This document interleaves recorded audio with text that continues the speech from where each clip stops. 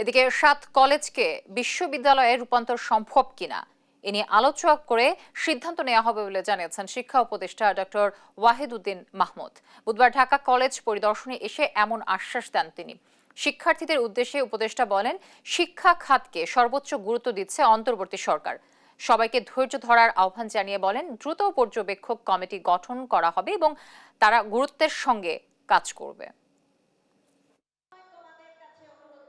এই কলেজগুলোর একত্রিত একটা প্রাতিষ্ঠানিক রূপ দেবে।